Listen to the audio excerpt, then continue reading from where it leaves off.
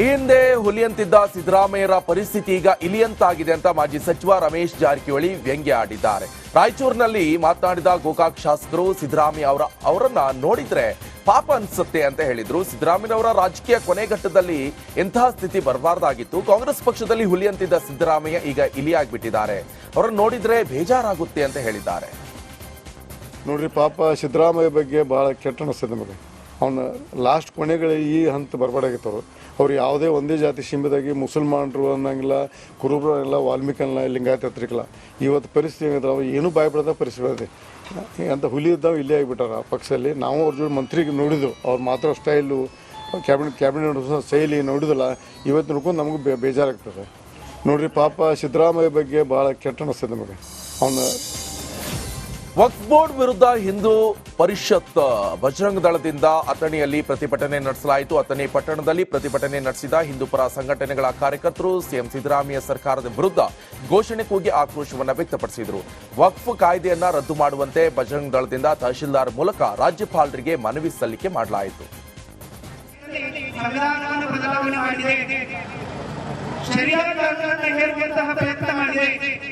ಶೀಘ್ರವೇ ಕೇಂದ್ರ ಸರ್ಕಾರ ಯಾವುದೇ ಈ ಕಾಯ್ದೆಯನ್ನು ರದ್ದುಗೊಳಿಸಬೇಕು ಅಂತ ಹೇಳಿ ಈ ಮೂಲಕ ಸರ್ ಕೊನೆಯ ಕರ್ನಾಟಕ ರಾಜ್ಯ ಸರ್ಕಾರ ರೈತರ ಜಮೀನಿನ ಮೇಲೆ, ಮಠ ಮಂದಿರ ಮೇಲೆ, ಹಿಂದೂ ಸಮಾಜದ ರುದ್ರಭೂಮಿಗಳ ಮೇಲೆ, ಸರ್ಕಾರದ ಆಸ್ತಿಗಳ ಮೇಲೆ ಹೇರಿರುವಂತಹ ಹೆಸರಿದೆಯೋ ಇದು ಶೀಘ್ರ ರದ್ದಾಗಬೇಕು ಅಂತ ಹೇಳಿ ನಮ್ಮ ಮನವಿ. ಅಷ್ಟೇ ಅಲ್ಲ, ಬರುವ ದಿನಗಳಲ್ಲಿ ಬಜರಂಗ ಅತಿ ಉಗ್ರವಾಗಿ ಹೋರಾಟವನ್ನು ಬಾಗಲಕೋಟೆಯ ತೇರಳದಾಳದಲ್ಲಿ ಶಾಸಕ ಬಸವನಗೌಡ ಪಾಟೀಲ್ ಯತ್ನಾಳ್ಗೆ ಸಾರ್ವಜನಿಕರು ತರಾಟೆಗೆ ತೆಗೆದುಕೊಂಡಿದ್ದಾರೆ. ಅಲ್ಲಮಪ್ರಭು ದೇವಸ್ಥಾನದ ಲೋಕಾರ್ಪಣೆ ಕಾರ್ಯಕ್ರಮದಲ್ಲಿ ಈ ಘಟನೆ ನಡೆದಿದ್ದು ಜನಾಕ್ರೋಶಕ್ಕೆ ತುತ್ತಾದ ಯತ್ನಾಳ್ ವೇದಿಕೆಯಿಂದ ಕೆಳಗಿಳಿದಿದ್ದಾರೆ. ಹಿಂದೂ ಧಾರ್ಮಿಕ ಕಾರ್ಯಕ್ರಮದಲ್ಲಿ ಶಾಸಕ ಯತ್ನಾಳ್ ವಕ್ಫ್ ವಿಚಾರವಾಗಿ ಮಾತನಾಡಲು ಆರಂಭಿಸಿದ್ರು. ಇದಕ್ಕೆ ದೇವಸ್ಥಾನದ ಭಕ್ತರು ತಕರಾರನ್ನ ತೆಗೆದಿದ್ದು ಇಲ್ಲಿ ರಾಜಕಾರಣ ಮಾಡಲು ಬರಬೇಡಿ ಅಂತ ನೇರವಾಗಿ ಹೇಳಿದ್ದಾರೆ.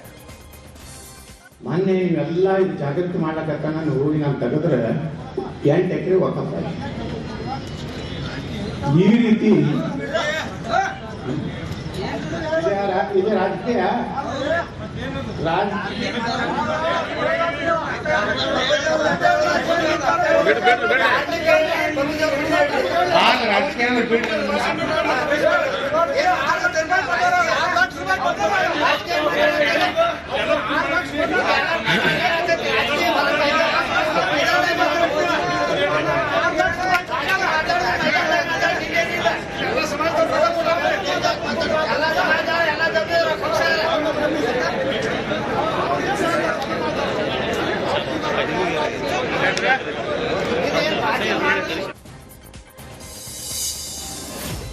ಬಾಗಲಕೋಟೆ ಕಬ್ಬು ಕಾರ್ಖಾನೆಗಳ ಕಾರ್ಯಾರಂಭ ಹಿನ್ನೆಲೆ ರೈತರು ರಾಷ್ಟ್ರೀಯ ಹೆದ್ದಾರಿ ತಡೆದು ಪ್ರತಿಭಟನೆ ಮಾಡಿದ್ದಾರೆ. ಬಾಕಿ ಬಿಲ್ ಪಾವತಿ ಹಾಗೆ ಬೆಲೆ ನಿಗದಿ ಮಾಡಿ ಕಾರ್ಖಾನೆಗಳನ್ನು ಆರಂಭಿಸಿ ಅಂತ ರೈತರು ಆಗ್ರಹಿಸಿದರು. ಇನ್ನು ಕಬ್ಬಿನ ಲೋಡ್ ತುಂಬಿದ ಟ್ರ್ಯಾಕ್ಟರ್ಗಳನ್ನು ಪಲ್ಟಿ ಮಾಡಿ 2 ಟ್ರ್ಯಾಕ್ಟರ್ಗಳ ಟೈರ್ನ ಗಾಳಿ ತೆಗೆದು ಆಕ್ರೋಶ ವ್ಯಕ್ತಪಡಿಸಿದ್ದಾರೆ. ಇನ್ನು ಮಾಜಿ ಸಚಿವ ನಿರಾಣಿ ಒಡೆತನದ ಎಂಆರ್ಎನ್ ಕಾರ್ಖಾನೆ ಇದಾಗಿದ್ದು ಪರಿಸ್ಥಿತಿ ಹತೋಟಿಗೆ ತೆಗೆದುಕೊಳ್ಳಲು ಪೊಲೀಸರು ಹರಸಾಹಸ ಪಟ್ಟರು.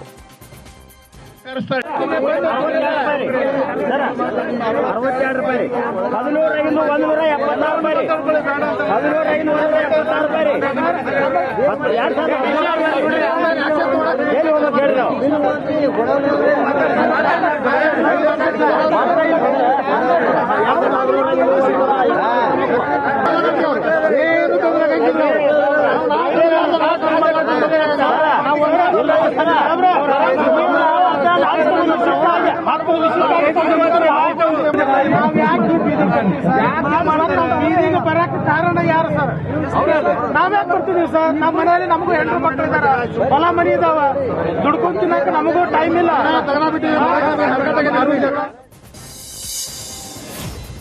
ಉತ್ತರಾಖಂಡ್ ರಾಜ್ಯದ ಪ್ರಮುಖ ಹಬ್ಬ ಐಗಾಸ್ ಬಗ್ವಾಲ್ನಲ್ಲಿ ಪ್ರಧಾನಿ ನರೇಂದ್ರ ಮೋದಿ ಭಾಗಿಯಾಗಿದ್ದರು. ದೆಹಲಿಯಲ್ಲಿರುವಂತಹ ಬಿಜೆಪಿ ನಾಯಕ ಅನಿಲ್ ಬಲೂನಿಯಾ ನಿವಾಸದಲ್ಲಿ ಐಗಾಸ್ ಬಗ್ವಾಲ್ ಆಚರಣೆ ಮಾಡಲಾಗಿದೆ. ಐಗಾಸ್ ಬಗ್ವಾಲ್ ಅಂದ್ರೆ ಬೆಳಕಿನ ಹಬ್ಬ ಅಂತ ಅರ್ಥ ಬರುತ್ತೆ. ಸಾಂಪ್ರದಾಯಿಕವಾಗಿ ಪೂಜೆ ಸಲ್ಲಿಸಿದ ನರೇಂದ್ರ ಮೋದಿ ಉತ್ತರಾಖಂಡದ ಕಲಾ ಸಿರಿಯನ್ನ ಕಣ್ತುಂಬಿಕೊಂಡರು. ಭಾರತೀಯ ಜನತಾ ಪಕ್ಷದ ಕಾರ್ಯಕರ್ತರು ಮತ್ತು ಕೇಂದ್ರ ಗೃಹ ಸಚಿವ ಅಮಿತ್ ಶಾ ನಡೆಸ್ತಾ ಇರುವಂತಹ ಸಭೆಗೆ ನುಗ್ಗಿದ ಆರೋಪದ ಮೇಲೆ 53 ವರ್ಷದ ವ್ಯಕ್ತಿಯನ್ನ ಮುಂಬೈ ಪೊಲೀಸರು ಬಂಧಿಸಿದ್ದಾರೆ. ಬಂಧಿತ ವ್ಯಕ್ತಿಯನ್ನ ಕಾನ್ಪುರದ ಶಕ್ತಿ ಪ್ರಕಾಶ್ ಭಾರ್ಗವ್ ಅಂತ ಗುರುತಿಸಲಾಗಿದೆ. ಭಾರ್ಗವ್ ಅವರು ಭಾನುವಾರ ಬಾಂದ್ರಾ ಕುರ್ಲಾ ಕಾಂಪ್ಲೆಕ್ಸ್ನಲ್ಲಿರುವಂತಹ ಹೋಟೆಲ್ನಲ್ಲಿ ಹೆಚ್ಚಿನ ಭದ್ರತೆಯಲ್ಲಿ ನಡೀತಾ ಇರುವಂತಹ ಸಭೆಗೆ ಪ್ರವೇಶಿಸಲು ನಕಲಿ ಮಾಧ್ಯಮ ಐಡಿಯನ್ನ ಬಳಸಿದ್ದಾರೆ ಅಂತ ಅಧಿಕಾರಿಗಳು ಹೇಳಿದ್ದಾರೆ. ಜಮ್ಮು ಮತ್ತು ಕಾಶ್ಮೀರ ರಾಜ್ಯದ ರಾಜಧಾನಿ ಏರಿಯಾದಲ್ಲಿ ಹಿಮ ಮಳೆ ಸುರಿತಾ ಇದೆ. ರಸ್ತೆಗಳ ತುಂಬೆಲ್ಲ ಹಿಮಗಡ್ಡೆಗಳು ಬಿದ್ದಿದ್ದು ವಾಹನ ಸವಾರರು ಮತ್ತು ಸ್ಥಳೀಯರು ಹೈರಾಣಾಗಿದ್ದಾರೆ. ಸ್ಥಳೀಯ ಆಡಳಿತ ಹಿಮವನ್ನ ತೆರವುಗೊಳಿಸುವಂತ ಕಾರ್ಯಕ್ಕೆ ಮುಂದಾಗಿದ್ದು ಚಳಿಗಾಲ ಆರಂಭಕ್ಕೂ ಮುನ್ನವೇ ಹಿಮಪಾತ ಶುರುವಾಗಿದೆ.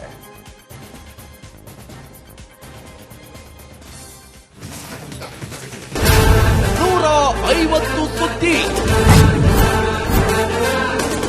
120 ಇಂಪ್ಯಾಕ್ಟ್ ಸೂಪರ್ 3 ಇಲ್ಲೇ ಡ್ರಾ, ಇಲ್ಲೇ ಬಹುಮಾನ. ಮಾಧ್ಯಮ ಇತಿಹಾಸದಲ್ಲೇ ಮೊದಲು ಪರಿಹಾರ ಪತ್ರಿಕೋದ್ಯಮ. ಜೀವನ ನಡೀತಾ ಇಲ್ಲ ಸರ್. ಗೃಹಲಕ್ಷ್ಮಿನಿಲ್ಲ, ಪಿಂಚಣಿನಿಲ್ಲ, ಇದನ್ನೇ ಮಾಡಕ್ಕಾಗಿಲ್ಲ ಅಂತಂದ್ರೆ ಹಿಂಗೇನ್ ಮಾಡ್ತೀರಿ ಬೇರೆ? ಏನ್ ಕಳಿಸಿ ಆ ಸಮಸ್ಯೆಯನ್ನು ಪರಿಹರಿಸಿಕೊಳ್ಳಬಹುದು. ಒಬ್ಬ ಅಜ್ಜಿ, ಅವರು ವಿಕಲಚೇತನರು, ಯಾರತ್ರ ಹೇಳೋದು? ನಿಮ್ ಪ್ರಾಬ್ಲಮ್ ಏನಪ್ಪಾ ಅಂತ ಕೇಳೋದಕ್ಕೆ ಯಾರು ಇಲ್ವಲ್ಲ. ಆಗ ನಾವಿರ್ತೀವಿ, ನಾವಿರೋದೇ ನಿಮ್ಗಾಗಿ. ನಾನಿರುವವರೆಗೆ ಅವ್ರು ಇರುವವರೆಗೆ 1000 ರೂಪಾಯಿ ತಿಂಗಳು ಆಗ್ತೀನಿ. ಆದ್ರೆ ಈ ಕೆಲಸ ಇದೆಯಲ್ಲ, ಯಾವತ್ತೂ ಕೂಡ ಶಾಶ್ವತವಾಗಿ ನಮಗೊಂದು ಒಳ್ಳೆ ನೆನಪನ್ನ ಕೊಡುತ್ತೆ, ನಮ್ಮನ್ನ ಕಾಪಾಡುತ್ತೆ. 24 ಗಂಟೆಯಲ್ಲಿ ಅವರ ಬದುಕು ಬದಲಾಗಿ ಹೋಯಿತು. ನಾವು ರಿಪಬ್ಲಿಕ್ ಕನ್ನಡ, ನೇಷನ್ ಫಸ್ಟ್. ಸಮಾಜ ನಮಗೆ ಬಹಳ ಮುಖ್ಯವಾಗಿರುತ್ತೆ. ನಾವು ಆ ಜಾತಿ ಈ ಜಾತಿ ಅಂತ ನೋಡೋದಿಲ್ಲ. ಸಮಾಜದ ಕಟ್ಟ ಕಡೆ ವ್ಯಕ್ತಿ ಯಾರಿರ್ತಾನೆ, ಅದು ಯಾವುದೇ ಜಾತಿಯವನಾಗಿರ್ಬೋದು, ಯಾರು ಕಷ್ಟದಲ್ಲಿದ್ದಾನೆ ಅವನ ಪರವಾಗಿದ್ದಾನೆ. ಆರು ಕನ್ನಡಕ್ಕೆ ಧನ್ಯವಾದ. ನಾವು 1 ವರ್ಷದ ನಿರ್ಭೀತ ಪತ್ರಿಕೋದ್ಯಮ ರಿಪಬ್ಲಿಕ್ ಕನ್ನಡ, ಇದು ನಿಮ್ಮ ಧ್ವನಿ. 1 ವರ್ಷ ಕಳೆದ ಒಂದೇ ವರ್ಷದಲ್ಲಿ ಚುನಾವಣೆಗಳು, ರಾಜಕೀಯ ತಂತ್ರ ಪ್ರತಿತಂತ್ರಗಳು, ಅಭಿಯಾನ, ಜನಪರ ಅಹೋರಾತ್ರಿ ಹೋರಾಟಗಳು, ಪಾರದರ್ಶಕ ವರದಿಗಾರಿಕೆಯ ಪಣ ತೊಟ್ಟು ಮುನ್ನಡೆದಿದ್ದೇವೆ. 1 ವರ್ಷದ ಸಂಭ್ರಮದ ಜೊತೆಗೆ ಜವಾಬ್ದಾರಿ ಕೂಡ ಹೆಚ್ಚಾಗಿದೆ. ಮತ್ತಷ್ಟು ಮುನ್ನುಗ್ಗಿ ಜನಪರ ನಿಲ್ಲುವ ಉತ್ಸಾಹ ಕೂಡ ಹೆಚ್ಚಿದೆ. ಯಾಕಂದ್ರೆ ಇದು ರಿಪಬ್ಲಿಕ್ ಕನ್ನಡ, ನಿಮ್ಮದೇ ಧ್ವನಿ. 1 ವರ್ಷದ ನಿರ್ಭೀತ ಪತ್ರಿಕೋದ್ಯಮ ರಿಪಬ್ಲಿಕ್ ಕನ್ನಡ, ಇದು ನಿಮ್ಮ ಧ್ವನಿ. 1 ವರ್ಷ ಕಳೆದ ಒಂದೇ ವರ್ಷದಲ್ಲಿ ಚುನಾವಣೆಗಳು, ರಾಜಕೀಯ ತಂತ್ರ ಪ್ರತಿತಂತ್ರಗಳು, ಅಭಿಯಾನ, ಜನಪರ ಅಹೋರಾತ್ರಿ ಹೋರಾಟಗಳು, ಪಾರದರ್ಶಕ ವರದಿಗಾರಿಕೆಯ ಪಣ ತೊಟ್ಟು ಮುನ್ನಡೆದಿದ್ದೇವೆ. 1 ವರ್ಷದ ಸಂಭ್ರಮದ ಜೊತೆಗೆ ಜವಾಬ್ದಾರಿ ಕೂಡ ಹೆಚ್ಚಾಗಿದೆ. ಮತ್ತಷ್ಟು ಮುನ್ನುಗ್ಗಿ ಜನಪರ ನಿಲ್ಲುವ ಉತ್ಸಾಹ ಕೂಡ ಹೆಚ್ಚಿದೆ. ಯಾಕಂದ್ರೆ ಇದು ರಿಪಬ್ಲಿಕ್ ಕನ್ನಡ, ನಿಮ್ಮದೇ ಧ್ವನಿ. 1 ವರ್ಷದ ನಿರ್ಭೀತ ಪತ್ರಿಕೋದ್ಯಮ ರಿಪಬ್ಲಿಕ್ ಕನ್ನಡ, ಇದು ನಿಮ್ಮ ಧ್ವನಿ.